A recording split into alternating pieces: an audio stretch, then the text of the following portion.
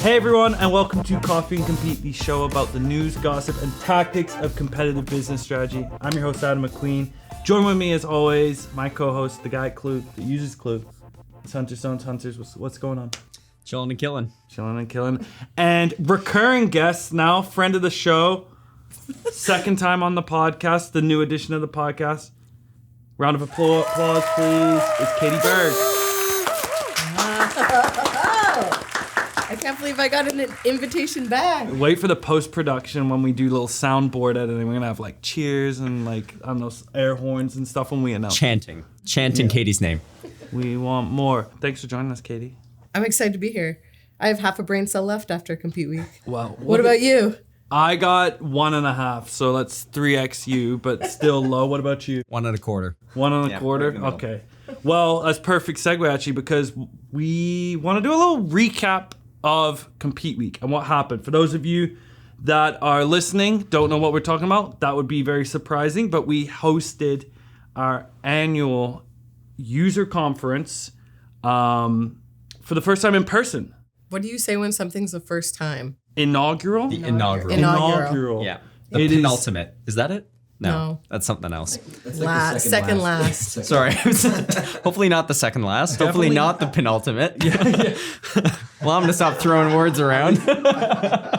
So our annual conference, we've done it 4 years now. Compete Week, it's been an awesome opportunity to bring customers together, people in the community, share learnings, connect, and we did it IRL, which was one of my favorite things we've ever done. Which was, say a word in 3, 2, 1, chaotic. Chaos. Amazing. Chaos, we're on the same page. Amazing. Chaotic. That's a good way to describe it. I feel like we didn't know what we were getting ourselves into when we thought on a whim, let's just say we'll do it. And it was super intense to plan and a lot of fun and a lot of learnings, but like such a vibe for that full day that we had in person together with, what was it, like 100 sort of customers and community members and a bunch of people from Klue, and I was buzzing. I think we were all buzzing. We were buzzing. We were buzzing indeed. So much fun. So what we wanted to do for a little recap retrospective for folks that were there getting to watch this, you can share some nostalgia with us, and then we're just going to give it a little bit of FOMO for those that couldn't make it this year, but hopefully this will sway you to come next. We'll do each of us around the horn, favorite moment and thing we learned.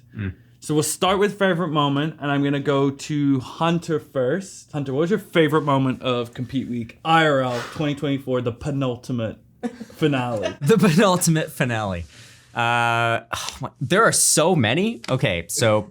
Hunter is literally about to just list every single, there's going to be nothing left. Go ahead. Okay, so I'll nail it down to my top 15, categorized by theme. No, my favorite moment. I actually spent some time reflecting on this morning. My favorite moment was day one, the in-person cocktail hour, I think is what we were calling it. It was incredible. So a little while ago, we brought one customer to the Klue offices, and it was our first time that we made like a really big deal of a customer coming, and you know we got to interact with them. But then having like 100 customers in the same room where you get to interact with them, you get to talk to them on a personal level, on a professional level. It's just absolutely incredible. You know, I actually learned a ton about Compete programs just from that one night of being able to rub shoulders with some of the best in the business. That feels like forever ago when we had our first customer in, and then suddenly it's just like you've literally got 100 customers coming in at different points. It felt like it was cool, you know, when maybe you've been to a wedding like with an old friend or something, and there's like these different pockets of groups of friends or family members that you've known from different stages of your life. It felt like that. I was like, oh, this person was on a podcast 3 years ago. Oh, I met them in this event. And we just got to like bring them all together in under one physical roof. Yeah. Was cool. It's almost like we were doing a little bit like matchmaking with people too. You can like...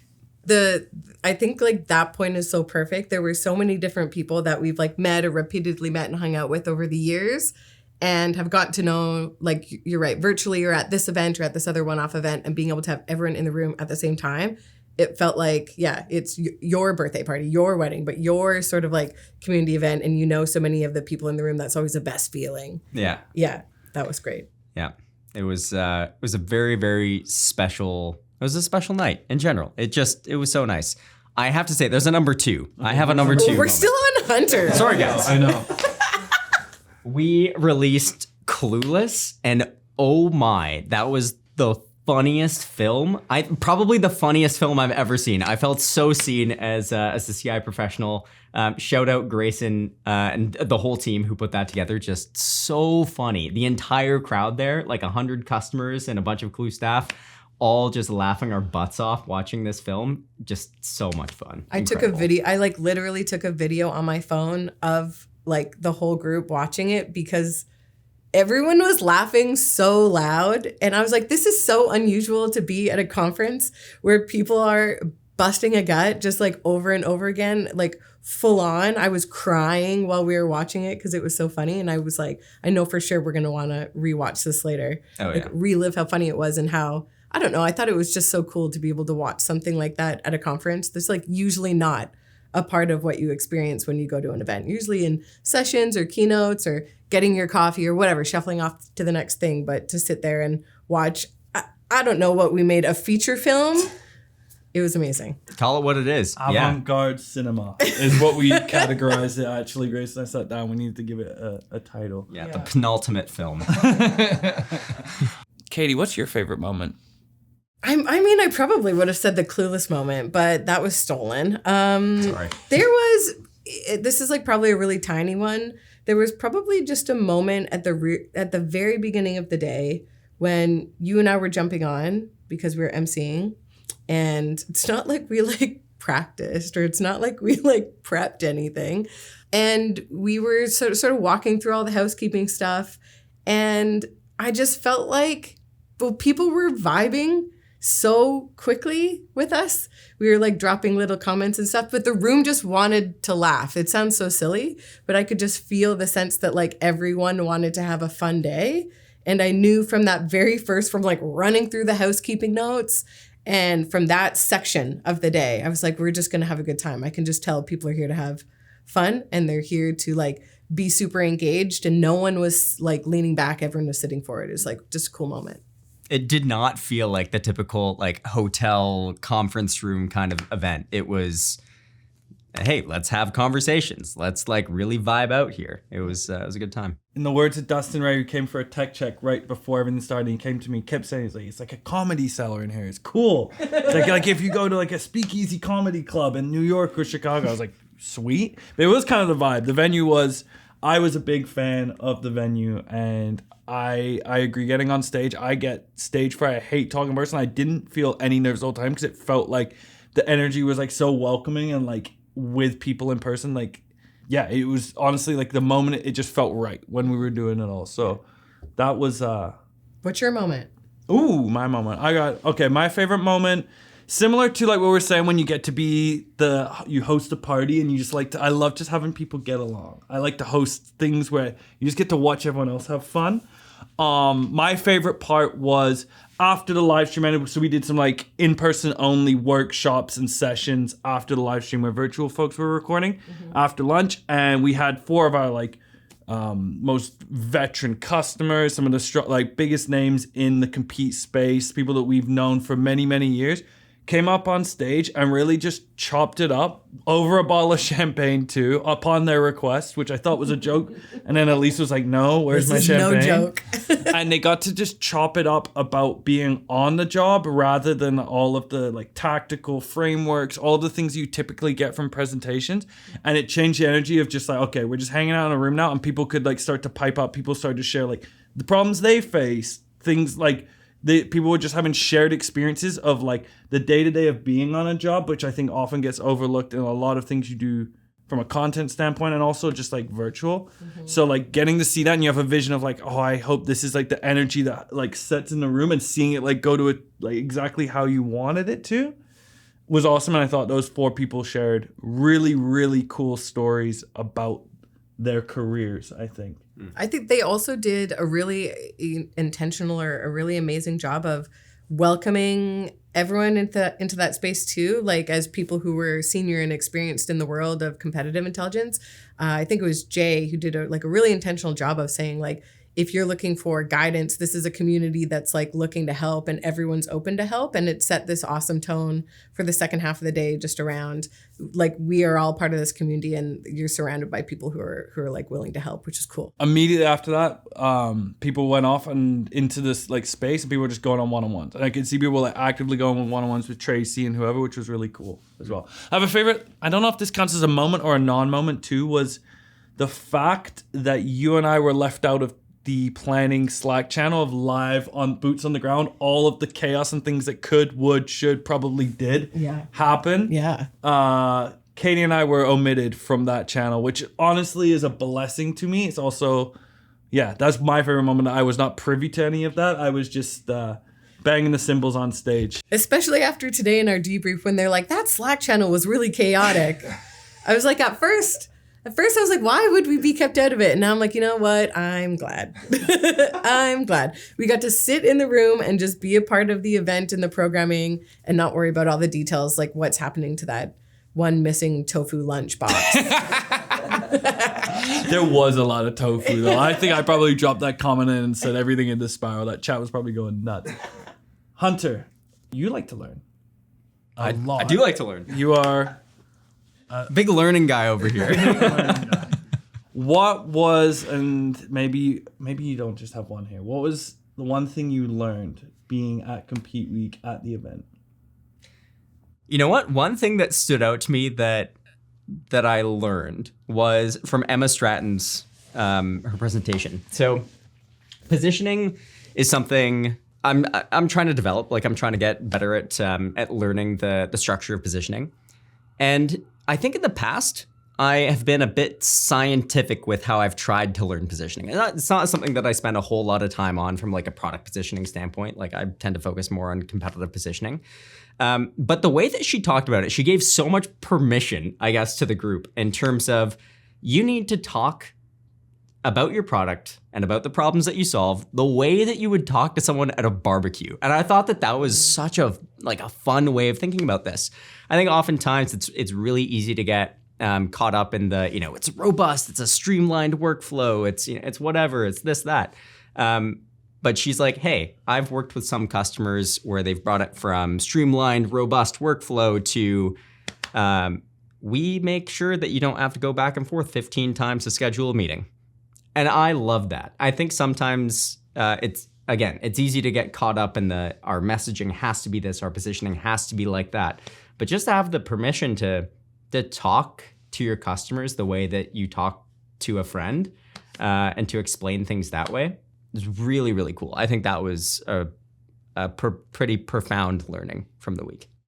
That became like lexicon throughout the event. After the fact too, people were using the barbecue test. People were. I literally was upstairs today, and Emma was just like, "Did you barbecue that?" And I was like, "What?" Double take. But she was referencing that too. So. Yeah. What about you? What'd you learn? Ooh, I learned.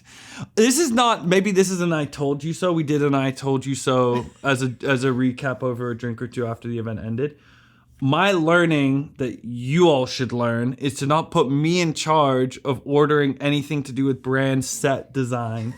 That's not a me problem. I can't even believe this. It's like the one thing that Alex, Laura, like all of our event planning people didn't take care of. It must have been literally like the one single thing that was on your list. So lesson. I can put up a photo too. Please.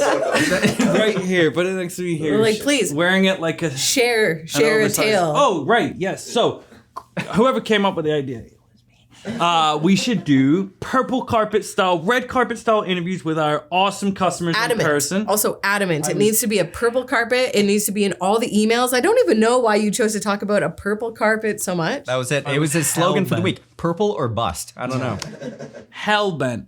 And there's a lot that goes into organizing an event. There's a lot of materials ordered, equipment, stuff needing to be printed. That every time I kept bringing this up, the folks that actually are the brains behind the operation were like, yeah, whatever. And I was kept hammering it home, and they're like, okay, you're in charge of it. And so as soon as I heard that permission, mid-call, I went in the Zoom of our marketing prep, like a Compete Week prep meeting. I ordered the cheapest purple rug I could find on Amazon. Why the cheapest? Capital Why the efficient cheapest? growth. Most growth. cost effective. Yes. I am dying to see what it looked like on Amazon. I am dying. It looked purple. It looked like a piece of like, fabric. There's no way that it even said rug. There's no way. Well, Like, no, I'm dying. No questions asked. I'd love if we could put that up on the screen, a picture of exactly what Adam ordered and how obvious it is like- that it was never a rug and never a carpet of any sort. No. It was It always looks just beautiful. a piece of fabric. Is this like the Homer Simpson meme of like the barbecue and then what his actual barbecue really looked like? That's how I think I got duped too. So there's another lesson learned. Read more of the Amazon reviews. I don't know. I'm sure it looked legit. It did not. And I didn't, the part that was great is I was none the wiser as we're all setting everything up. I'm like, where's the carpet as we're setting up? And then I get like sent to the back room and like Jillian's looking at me and the team's like, did you see the purple carpet? I'm like, what do you mean? And it's been like thrown into a ball in the corner trying to get binned. And so, yeah, the lesson is that's on you for putting me in charge. How are you gonna flip that around on anyone else? That you put me in charge. I'm not even, you know what? I'm just going to observe I'm over so here. now, I don't know why. I never cared about this purple carpet. I liked the idea from the beginning, but I really just thought we were going to have one. It wasn't going to be such a big deal. And now the only thing I care about for our kickoff in January, our like company kickoff is in January. The only thing I care about is that there's like a high quality purple carpet at some point at this kickoff or maybe next compete week. I don't know. But we cannot just like die on this hill of we ordered a piece of fabric and it was a failure. I was An saying epic failure. to Grayson, again, if people are listening, this is also a video episode on YouTube. Go check it out. The set looks awesome. But I think as we built this set out, it's always great. Some of my favorite shows have like lore from other like things that have happened in the show and things like that. And Grayson, in some way, somehow, we need the purple carpet to make an appearance in the set. Please and thank you. That's like a humble request. The original purple carpet. Did we keep that? I've got it in my room. I've got it in my office, and my partner walked in, and I hadn't seen it for 4 days because of the craziness of the event. She's like, "What is that in the laundry bin?" And I was like, "I have a story for you." So that's my lesson learned. What's your lesson learned? It wasn't even lessons learned. This is I don't know what learning. your lesson. I feel like you just blamed us. What did you learn? Purple carpet, something. Yeah, I'm not sure you got a lesson from that. My lesson would be maybe like actually a bit more just about event planning because we had never really produced an in-person conference before. And there was this moment that I think was connected to watching Clueless and then seeing Emma's awesome keynote. And a comment that we got in the feedback from Compete Week, which was about feeling seen. And I think that like magic and like connection comes from people feeling seen. So what do I mean by that? Like in the Clueless movie, there would be like little tiny subtle lines that the product marketer would say in it and people would just erupt in laughter. And I was like, oh, that's when everyone feels seen. Like you're like, oh my gosh, my trebles, I feel seen. They're like recognized by someone. And when Emma was sharing all of those examples of like really jargony messaging and our team was like firing up our own internal Slack being like, oh my God, like she sees us. So that connected there too. And then even in some of the tiny details that we had that the brand team planned out, like when you were in the event itself, it could have been asking for feedback from a little QR code in like the bathroom stalls or like the tiny little details that people on the team took care of paying attention to. I think that helps people to know like you were so seen that you had a team that was thinking about what this moment and experience would be for you. And I think it just helps to make the whole thing feel special. So that connecting thread, that was sort of a takeaway for me. Yeah, I think there was a feeling of anyone who showed up in person felt like one felt seen, two like felt appreciated too. I think going to an event like that where you're coming from a world where oftentimes, competitive intel folks or people who are working on competitive intel, they're like the only people at their org who are doing it. I think like a few folks, they talked about it. It's like, it's so nice to be around other people going through exactly what I'm going through. Like your feelings are my feelings. And to go to an event where it's like, it's built for your people. you get to show up there and it's like, wow, I just feel appreciated. And I think everyone who showed up really felt appreciated. It was incredible. Well, that's awesome. This is the first of many in-person things. I'm just going to commit to it out on the airwaves now that we're doing more of this. There's an immeasurable but indescribable impact it has having people in person together. Yeah. And so I had a blast. Folks, all the recordings, if you have a little bit of FOMO or you want to go back to a session, all of the recordings are in the Compete Network community. Keynotes, everything from the virtual day 2. All of the slides are in there too, so make sure to go check that out in the show notes. And then also, we announced 360 win-loss, the new functionality with our Klue win-loss product. It was awesome in Jason's keynote, and we're doing a walkthrough. I think you're part of it, product team. We're going to do a walkthrough of everything you can do with the new functionality on November 20th. So you can also sign up for that if you're interested, which you should be, in Compete Network as well. Are you running that one? I am, right? Yeah. Super excited for that. 360 win-loss. One of the coolest things I think that we've released in a really long time. Since coming into the competitive intel role at Klue, like, not to plug too much, but I will do it. Win-loss has been one of the best sources of competitive intel, one of the most predictable good sources of competitive intel. And so to see the system that we've built to help people capture it, to analyze it, it's so cool. And I'm just excited to see what we continue to build. On the note of win-loss, you have been tasked with something. You chat about this in a podcast 1 or 2 episodes ago. Time is a flat circle for me now. You were tasked with building a competitive landscape analysis by none other than Katie, actually, I believe. Ooh. You wanted to share lessons learned from it, but I also wanted to start things off. Usually we go, Hunter, what's going on in your world? I want to start with this, Katie. Yeah. What was the impetus for having Hunter, the person at Klue, using Klue to conduct a landscape analysis for senior leadership? Well, great question. So I think that was probably the beginning. Was that the beginning of the quarter, end of sort of Q3 for us? That was the end of Q3. Yep. In prep for the SLT offsite. That's right. So that's exactly it. So at the end of Q3, Q4 is when, as a senior leadership team, we start our process for our annual planning.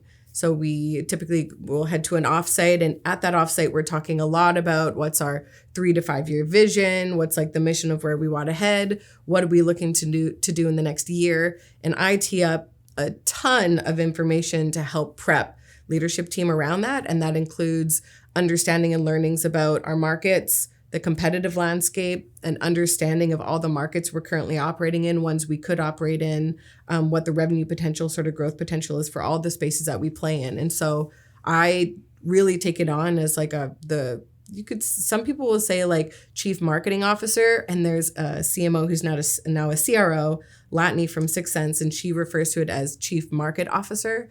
And the idea behind that is like it's our role as marketing leaders to drive the understanding of our market and to also guide and drive like revenue in how we develop our markets. So I wanted to put together for our leadership team a really strong perspective on what is happening in the context of our market, our specific competitors, and all of the markets that we're operating in and where the areas for growth. And so a big ask goes out to Hunter to help with that. A big ask goes out to the product marketing team to help us prep a bunch of information about our buyers, what's our recent win-loss information, and TAM size, all that sort of stuff. So there was actually a huge amount of work that was put onto the product marketing team over a really kind of condensed period of time to help prep for that. So it's hugely important, hugely impactful in terms of our strategic development and strategic planning, comes from the work that the product marketing and CI team is doing for us.